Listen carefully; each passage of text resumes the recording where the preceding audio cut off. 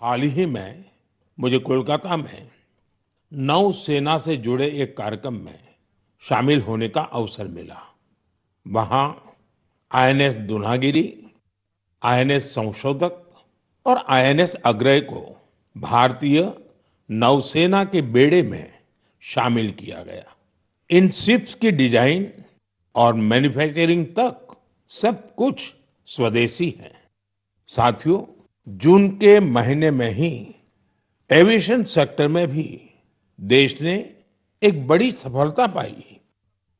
C295 यह विमान made in India है और C295 विमान ने अपनी पहली उड़ान पूरी की है और ऐसे 40 विमान भारत में ही बनाए जा रहे हैं। इससे एमएसएमई और एरोस्पेस सेक्टर को नई शक्ति मिल रही है, रोजगार के अवसर बढ़ रहे हैं और आत्मनिर्भर भारत का संकल्प भी मजबूत हो रहा है। इसी महीने डीआरडीओ ने स्वदेशी long range land attack cruise missile का भी सफल परीक्षण किया है। इसको डीआरडीओ की लेबोरेटरी और इंडियन इंडस्ट्री पार्टनर्स ने मिलकर बनाया है।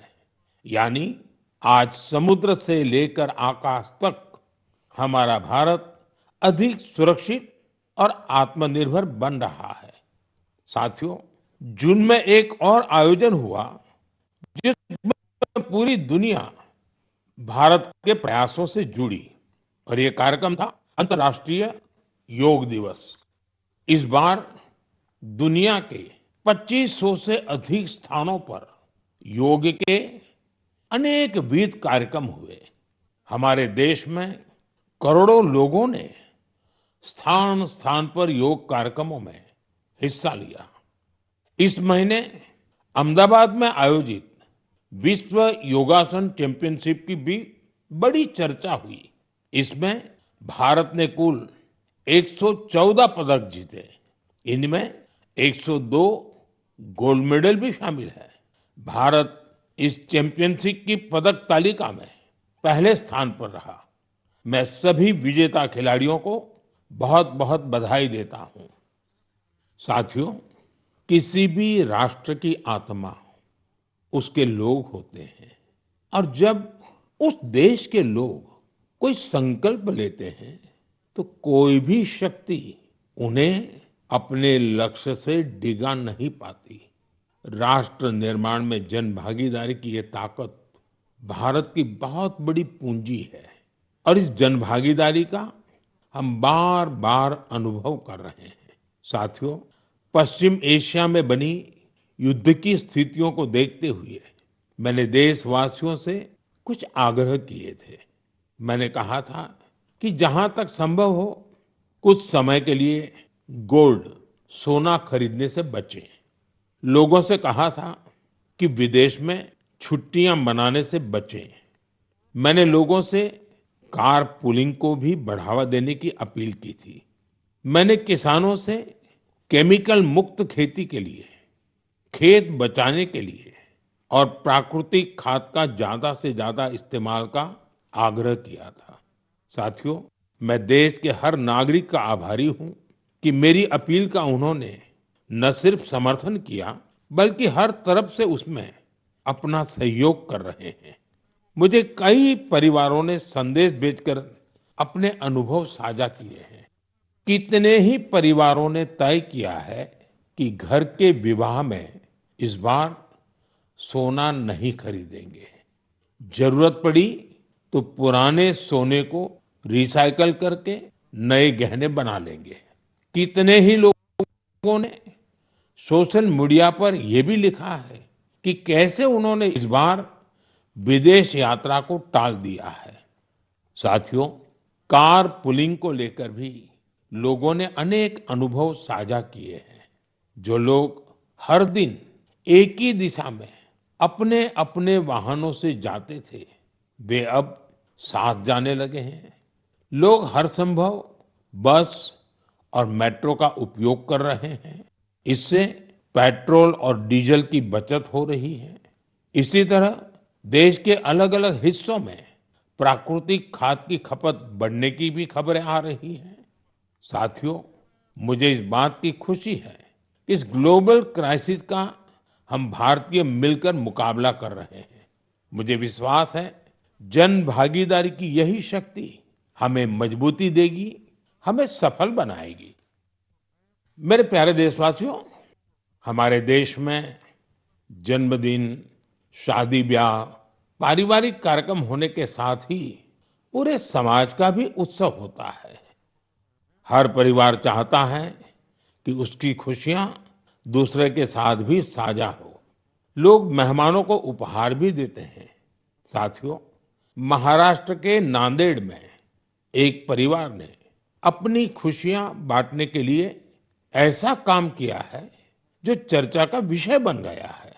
यहाँ नांदेड़ के बहादुरपुरा गांव में पेटकर परिवार रहता है।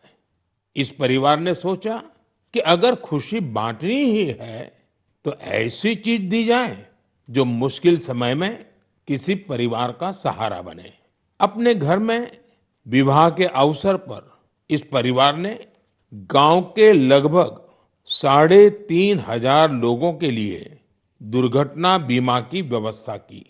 हर व्यक्ति को 1 लाख रुपए का बीमा कवर दिया गया। इस पहल के पीछे की भावना बहुत स्पर्श करने वाली है। परिवार ने देखा था कि दुर्घटना के बाद परिवारों को आर्थिक कठिनाइयों का सामना करना पड़ता है। ऐसे समय में एक छोटी सी सहायता भी बहुत बड़ा संबल बन जाती है। साथियों, सरकार देश के करोड़ों परिवारों तक सुरक्षा का कवच पहुंचा रही है। प्रधानमंत्री सुरक्षा बीमा योजना के तहत केवल 20 रुपए के सालाना प्रीमियम, यानी केवल 1 साल के 20 रुपये का प्रीमियम, उस पर 2 लाख रुपए तक का दुर्घटना बीमा मिलता है। अब तक इस योजना से 58 करोड़ से अधिक लोग जुड़ चुके हैं। इनमें करीब 28 करोड़ हमारी माताएं, बहनें, बेटियां हैं, महिलाएं हैं। इस योजना से पीड़ित परिवारों को अब तक जो हिसाब मिला है, 3,700 करोड़ रुपए से अधिक की सहायता मिल चुकी है। साथियों, उसी प्रकार से प्रधानमंत्री जीवन ज्योति बीमा योजना भी उतनी ही अहम है। ये योजना व्यक्ति की दुखद मृत्यु होने पर उसके परिवार को 2 लाख रुपए का बीमा कवर देती है। इसका वार्षिक प्रीमियम सिर्फ 436 रुपये है, मतलब एक दिन का मुश्किल से 1.5 रुपया। इस योजना से अब तक 27 करोड़ से अधिक लोग जुड़े हैं। इसके तहत देश के करीब 11 लाख परिवारों को करीब 22,000 करोड़ रुपए की सहायता मिल चुकी है। ये आंकड़े बहुत बड़े हैं। इन आंकड़ों के पीछे लाखों परिवारों की अपनी अपनी कहानी है। कहीं किसी माँ को बच्चों की पढ़ाई जारी रखने में सहायता मिल गई, कहीं किसी पत्नी को घर की जिम्मेदारियां संभालने का सहारा मिल गया। साथियों, कई बार बहुत बड़ी सुरक्षा की शुरुआत बहुत छोटी राशि और एक छोटे से कदम से हो सकती है। छोटा सा भी निर्णय बहुत बड़ा बदलाव करता है। मेरा आप सभी से आग्रह है कि अपने परिवार में इन योजनाओं की जानकारी जरूर साझा करें। मेरे प्यारे देशवासियों, मन की बात में अब बात एक ऐसे विषय की जो हजारों साल पुराना है, हजारों साल से मानव समाज में घर कर करके बैठ गया है। ये विषय है अंधविश्वास का। अंधविश्वास कई बार केवल एक गलत धारणा नहीं होता, वो डर पैदा करता है। और जब डर मन पर हावी हो जाता है तो इंसान सच को देखना ही बंद कर देता है। अंधविश्वास में डूबे लोग फिर बिना तर्क के बिना सत्य जाने ऐसे फैसले लेने लगते हैं जिनका बड़ा नुकसान होता है। वहीं समाज में ऐसे लोग भी होते हैं जो विज्ञान, अनुभव और तर्क के आधार पर उन धारणाओं को चुनौती देते हैं। अंधविश्वास से विश्वास तक की ये यात्रा आसान नहीं होती। और आज मैं ऐसी ही एक सफल यात्रा के बारे में आपको जरूर बताना चाहता हूं। साथियों, असम में एक पक्षी पाया जाता है। उस पक्षी का नाम है हरगिला। हरगिला एक दुर्लभ पक्षी है। ये प्रकृति को स्वच्छ रखने में अहम भूमिका निभाता है। लेकिन असम के कुछ इलाकों में लंबे समय तक इसे अशुभ माना जाता था। लोग इसे अपने आसपास देखना पसंद नहीं करते थे। कई बार उन पेड़ों को भी काट दिया जाता था जिन पर हर गिला के घोंसले बने होते थे। सोचिए, एक ऐसा पक्षी जो पर्यावरण की सफाई में मदद करता है, वही हर गिला लोगों के डर का शिकार बन गया था।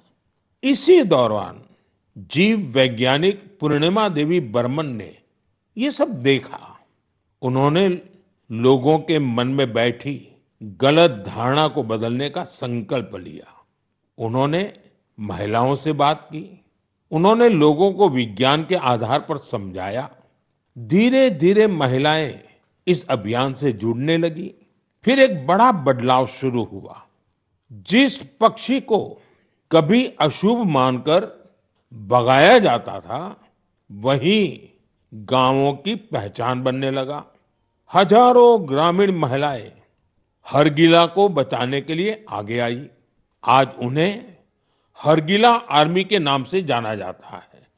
इन महिलाओं ने समाज के साथ संघर्ष भी किया।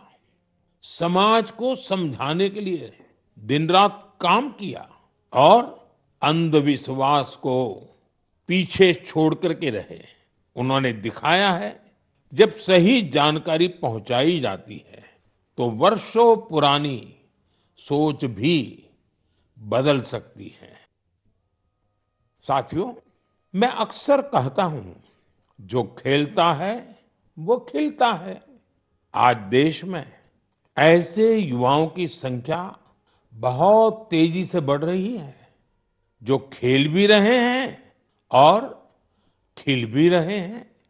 पहले की तुलना में अब कहीं अधिक युवा खेलों को कैरियर के रूप में अपना रहे हैं। मुझे नागालैंड के दो ऐसे प्रयासों के बारे में जानकारी मिली है जो बहुत दिलचस्प है। पहला प्रयास है नागालैंड बेबी लीग। नाम सुनकर आपको जरूर लगता होगा कि ये बहुत छोटे बच्चों की कोई साधारण लीग होगी, लेकिन ऐसा नहीं है। ये 5 से 10, 12 साल की आयु के छोटे छोटे बच्चे, फूल जैसे बच्चों की एक असाधारण लीग है। और इन बच्चों के फुटबॉल खिलाड़ियों की एक ऐसी लीग है जो उनकी रफ्तार को और प्रतिभा के लिए उनको प्रेरित भी करती है और उनकी पहचान भी बनाती है। इसकी शुरुआत नागालैंड के अधिक से अधिक बच्चों को फुटबॉल से जोड़ने के लिए हुई थी। 5 से 12 वर्ष तक के लड़के और लड़कियां इसमें हिस्सा ले सकते हैं। ये लीग अब अपने 3 वर्ष पूरे कर चुकी है। इस लीग का बच्चों के मन पर बहुत अच्छा प्रभाव पड़ा है। साथियों, नागालैंड में एक और अच्छा प्रयास हो रहा है। इसका नाम है नागालैंड विमेन फुटसल लीग। हो सकता है आपके लिए ये फुटसल एक नया नाम होगा। मैं आपको बताता हूं, फुटसल को इंडोर फुटबॉल भी कहा जाता है। इसमें एक टीम में केवल 5 खिलाड़ी होते हैं। खेल का मैदान भी फुटबॉल के मैदान से बहुत छोटा होता है। इस कारण खिलाड़ियों को तेज फैसले लेने होते हैं। उन्हें अपनी टेक्निक और स्किल का बेहतर इस्तेमाल करना पड़ता है। नागालैंड की विमेन फुटसल लीग हमारी बेटियों को अपनी प्रतिभा दिखाने का अच्छा अवसर दे रही है। मैं ऐसी पहलों के लिए नागालैंड के लोगों की सराहना करता हूं। ऐसे प्रयास देश के दूसरे हिस्सों को भी प्रेरणा देते हैं। साथियों, ये टेक्नोलॉजी का युग है। हर दिन नई रिसर्च हो रही है, नए नए एआई इनोवेशन सामने आ रहे हैं। इस दौर में एक सवाल बहुत महत्वपूर्ण है, लोगों की क्रिएटिविटी को कैसे बचाए रखा जाए। नई टेक्नोलॉजी के साथ आगे बढ़ते हुए हम अपनी जड़ों से कैसे जुड़े रहें, इन सवालों का समाधान खोजा है नालंदा विश्वविद्यालय ने। हजारों साल पुरानी हमारी नालंदा विश्वविद्यालय अब नए अवतार के रूप में भारत का भाग्य गढ़ रही है। 2 साल पहले मुझे नालंदा विश्वविद्यालय के नए परिसर के लोकार्पण का अवसर मिला था। नालंदा विश्वविद्यालय ने शास्त्रार्थ की हमारी प्राचीन परंपरा को फिर से जीवन किया है। शास्त्रार्थ केवल अपनी बात रखने का माध्यम नहीं है, ये वाद, संवाद और मंथन की एक अनुशासित प्रक्रिया है। इसमें तर्क के साथ, तथ्य के साथ अपनी बात कहना बहुत जरूरी होता है और उसमें आपकी महारत होनी चाहिए। दूसरों के विचारों को धैर्य से सुनने और समझने की सीख भी इस शास्त्रार्थ की प्रक्रिया से मिलती है। मुझे खुशी है कि नालंदा विश्वविद्यालय ने इसे अपने दीक्षांत समारोह का हिस्सा बनाया। इसमें भाग लेने वाले करीब आधे स्टूडेंट्स अन्य देशों से आए थे। एक प्राचीन परंपरा को आज के समय से जोड़ने का ये प्रयास बहुत सराहनीय है। मैं इसके लिए नालंदा विश्वविद्यालय को बहुत बहुत बधाई देता हूं। मैं देश के दूसरे विश्वविद्यालयों से भी आग्रह करूंगा कि वे ऐसी पहल पर विचार करें। साथियों, जड़ों से जुड़े रहकर युवाओं को नई टेक्नोलॉजी के लिए तैयार करने का एक और अच्छा प्रयास हो रहा है। दिल्ली में स्थित central Sanskrit university artificial intelligence और डेटा साइंस में बीटेक प्रोग्राम शुरू करने जा रही है। ये आधुनिक टेक्नोलॉजी को भारत के पारंपरिक ज्ञान से जोड़ने की दिशा में एक महत्वपूर्ण कदम है। इससे भारतीय भाषाओं के लिए नए एआई टूल्स तैयार करने में मदद मिलेगी। हमारे प्राचीन ग्रंथों और पांडुलिपियों को डिजिटल रूप में संरक्षित करने के काम को भी नई गति मिलेगी। मैं सेंट्रल संस्कृत यूनिवर्सिटी को इस प्रयास के लिए बहुत बहुत शुभकामनाएं देता हूं। साथियों, आज भारतीय संस्कृति दुनिया के अलग अलग हिस्सों तक पहुंच रही है। हमारे गीत, संगीत और आध्यात्म को दुनिया भर के लोग जान रहे हैं और अपना रहे हैं। भारत से हजारों किलोमीटर दूर कैरिबियन सागर में डोमिनिकन रिपब्लिक नाम का एक देश है। वहां भारतीयों की संख्या करीब 100 है, शायद उससे भी कम होगी। इसके बावजूद भारतीय संस्कृति और आध्यात्म से जुड़ा एक बहुत अच्छा प्रयास वहां हो रहा है। वहां स्पेनिश बोलने वाले कुछ लोगों ने एक टीम बनाई है। इस टीम का नाम है ब्रह्म कमल डोमिनिकाना। टीम के सदस्य मिलकर वैदिक साहित्य का अध्ययन करते हैं। वे वैदिक मंत्रों का उच्चारण भी सीख रहे हैं। उन्हें इसकी कोई फॉर्मल ट्रेनिंग नहीं मिली है, लेकिन उन्होंने ऑडियो रिकॉर्डिंग सुनकर वैदिक मंत्रों का सही उच्चारण सीखा है। आज वे कई मंत्रों का बहुत अच्छे से जाप कर लेते हैं। इनमें पुरुष सूक्तम, श्री सूक्तम, श्री रुद्रम, दुर्गा सूक्तम और देवी महात्म्य शामिल है। भारत से इतनी दूर रहकर हमारी परंपराओं को सीखने का उनका ये प्रयास बहुत प्रेरक है। मैं ब्रह्म कमल डोमिनिकाना वहां के सभी सदस्यों को उनके प्रयासों के लिए शुभकामनाएं देता हूं। मैं ऐसे सभी लोगों की हृदय से सराहना करता हूं जो भारतीय संस्कृति को दुनिया भर में लोकप्रिय बनाने के लिए निरंतर प्रयास कर रहे हैं। मेरे प्यारे देशवासियों, मेघालय की पहचान बादलों से है, खूबसूरत नजारों से है। जो मेघालय जाता है उसे वहां के लोगों का अपनापन भी लंबे समय तक याद रहता है। लेकिन मेघालय की एक और विशेषता है जिसकी मैं आज मन की बात में आपसे चर्चा करना चाहता हूं। ये है मेघालय के रूट ब्रिज। रास्ता वाला रूट नहीं, जड़ों वाला रूट। इन रूट ब्रिजों की कहानी बहुत रोचक है। ये ब्रिज कुछ दिनों या कुछ वर्षों में नहीं बनते। इन्हें तैयार होने में कई दशक लगते हैं। रबर के पेड़ों की जड़ों को धीरे धीरे दिशा दी जाती है। इन जड़ों को जल धाराओं के पार ले जाया जाता है। समय के साथ वही जड़ें एक मजबूत ब्रिज का रूप ले लेती हैं। इन ब्रिजों की एक और विशेषता है, ये जीवित ब्रिज है। समय बीतने के साथ ये और मजबूत हो जाते हैं। इनमें मेघालय के लोगों की सृजनशीलता दिखाई देती है। इनके पीछे वर्षों का धैर्य और प्रकृति के प्रति गहरा सम्मान है। ये ब्रिज बताते हैं कि मनुष्य प्रकृति के साथ मिलकर कितनी अद्भुत चीजें बना सकता है। ये हमारे देश की, इस धरती की धरोहर है।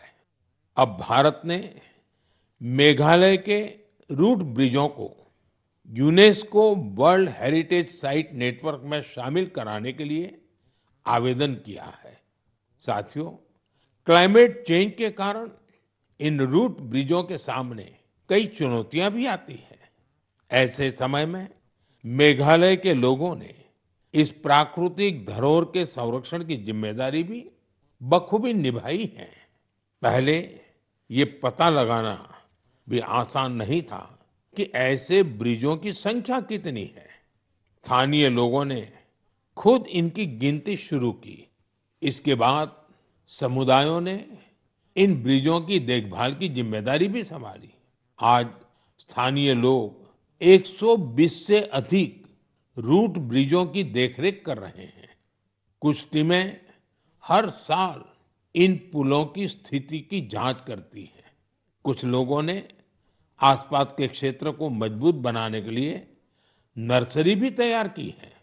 इस तरह के इनके संरक्षण के लिए एक पूरा इकोसिस्टम तैयार हो गया है। आपने देखा होगा, इस वर्ष हैली वारजी को पद्म अवार्ड से सम्मानित किया गया है। उन्होंने अपने जीवन के 50 से अधिक वर्ष इन रूट ब्रिजों की देखभाल में लगाए हैं। उनका समर्पण हम सभी के लिए प्रेरणादायक है। साथियों, आपने कभी इन रूट ब्रिजों की यात्रा की हो तो उनकी तस्वीरें सोशल मीडिया पर जरूर साझा कीजिए। आपकी तस्वीरें दूसरे लोगों को भी मेघालय की इस अनोखी धरोहर के बारे में जानने के लिए प्रेरित करेगी। मेरे प्यारे देशवासियों, हम सभी चाहते हैं कि हमारा गांव साफ सुथरा हो, हमारा शहर सुंदर दिखे। लेकिन शायद ही कभी रुककर ये सोचा जाता है कि हमारे आसपास जो कचरा जमा होता है, कौन उसे साफ करता है?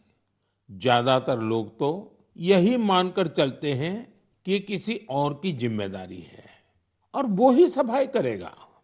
लेकिन हमारे बीच कुछ ऐसे भी लोग होते हैं जो अपनी सोच से हमें बहुत प्रेरित करते हैं। मुझे मध्य प्रदेश के राजगढ़ जिले के ब्यावरा की कुछ बहनों के बारे में जानने का अवसर मिला। उन्होंने अपने आसपास फैले प्लास्टिक कचरे को हटाने का संकल्प लिया। ये नहीं सोचा कि कोई आकर बदलाव लाएगा। उन्होंने खुद शहर भर से प्लास्टिक कचरा और खाली बोतलें इकट्ठा करना शुरू किया। धीरे धीरे ये प्रयास आगे बढ़ता गया और फिर उस प्लास्टिक को इको ब्रिक्स में बदला जाने लगा। आज इन्हीं इको ब्रिक्स का उपयोग सार्वजनिक स्थानों को सुंदर बनाने में किया जा रहा है।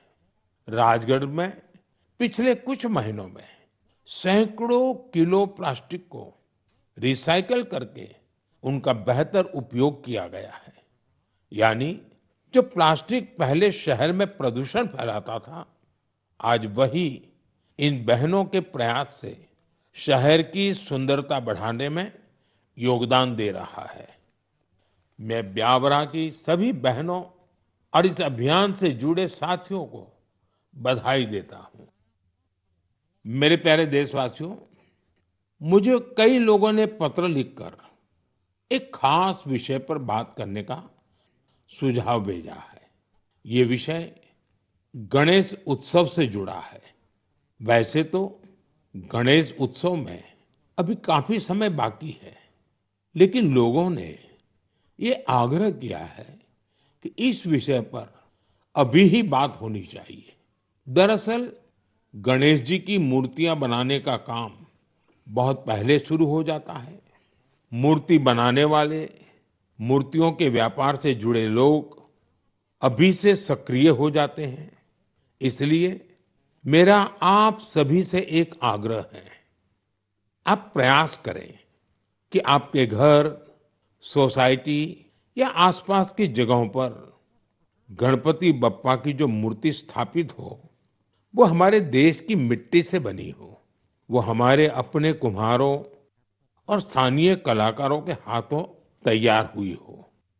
जो लोग गणेश जी की मूर्तियां बनाते हैं, उनसे भी मेरा आग्रह है कि वे मिट्टी की मूर्तियों को प्राथमिकता दें।